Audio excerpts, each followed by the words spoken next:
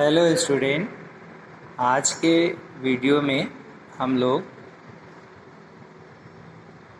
हिंदी व्याकरण में कारक को पढ़ेंगे कि इसको कारक के बारे में जानेंगे। कारक कितने प्रकार के होते हैं, कारक क्या होते हैं।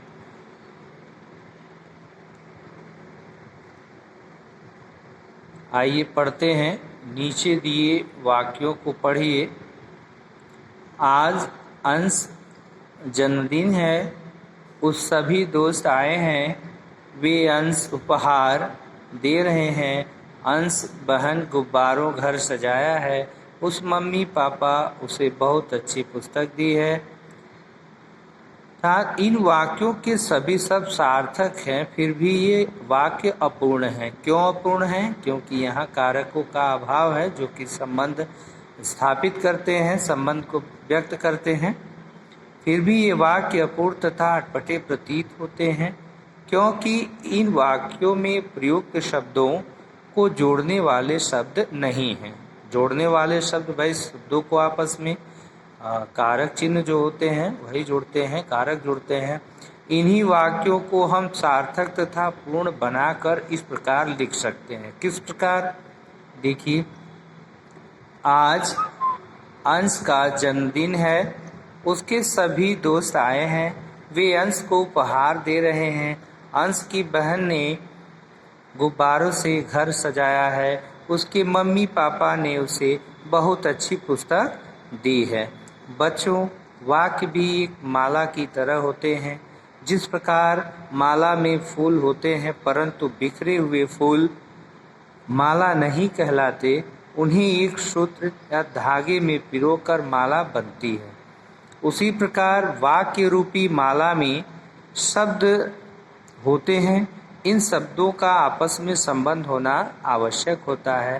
कारक ही वाक्य में प्रयुक्त संज्ञा या सर्वनाम का संबंध वाक्य के दूसरे शब्दों से जोड़ते हैं। अर्थात हम ये कह सकते हैं कि संज्ञा या सर्वनाम के जिस रूप से उसका संबंध वाक्य के अन्य शब्दों से जाना जाता है उसे कारक कहते हैं। संज्ञा सर्वनाम के जिस रूप से उसका संबंध वाक्य के अन्य शब्दों से जाना जाता है उसी को हम कारक कहते हैं। कि कारक का अर्थ है संज्ञा या सर्वनाम का संबंध वाक्य के दूसरे शब्दों से जोड़ना। ये संबंध ने, को, से, देखिए ये कारक चिन्ह है, ने, को, से के लिए आदि चिन्हों से स्थापित किया जाता है।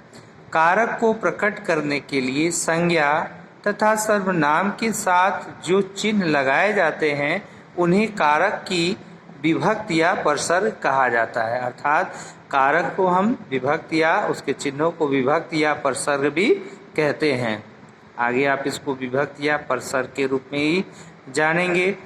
तो बच्चों, तुमने देखा होगा कि कभी कभी माला को गूंथने वाला धागा दिखाई देता है तो कभी नहीं।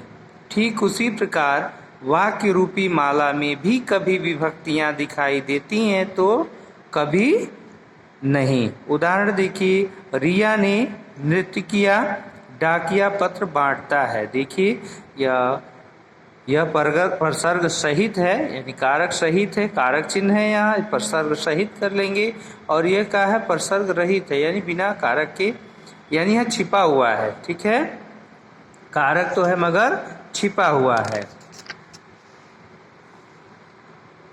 कारक के 8 भेद होते हैं, यानी कारक को हम लोगों ने जाना कि कारक क्या करते हैं। तो कारक का अर्थ जो है संज्ञा या सर्वनाम के जिस रूप से उसका संबंध वाक्य के अन्य शब्दों से जाना जाता है उसी को हम कारक कहते हैं। अब कारक के भेद, कारक के 8 भेद होते हैं। कितने भेद होते हैं? 8 भेद। अब कर्ता कारक और उसकी विभक्ति क्या है? ने। कर्ता कारक की विभक्ति ने है, यानी लक्षण क्या है? जो काम करता है। राम ने पुस्तक पढ़ी, मधुर पुस्तक पढ़ता है, अर्थात जो कार्य को करता है उसी को हम कर्ता कहते हैं।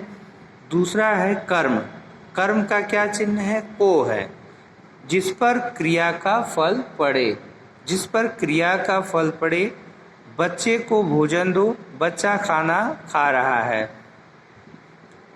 करण, तीसरा है करण। करण का है से के द्वारा, से के द्वारा, अर्थात यहाँ क्रिया के होने के साधन का पता चलता है कि क्रिया किसके द्वारा हुई, किसके माध्यम से संपन्न हुई। से के द्वारा, जिस साधन द्वारा काम हो।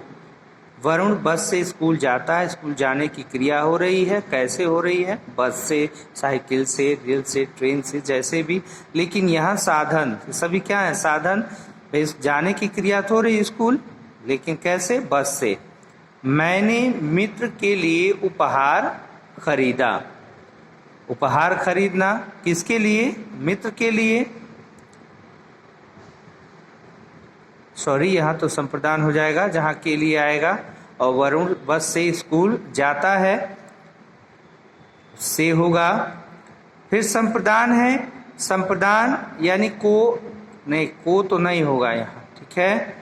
यह को जो है कर्म कारक का है, यहाँ पर सीधे के लिए होगा, को नहीं होगा, यहाँ के लिए होगा, जिसके लिए काम किया जाए। मैंने मित्र के लिए उपहार खरीदा, तो मित्र के लिए क्या है? यहाँ पर संप्रदान कारक है। अपादान कारक पांचवा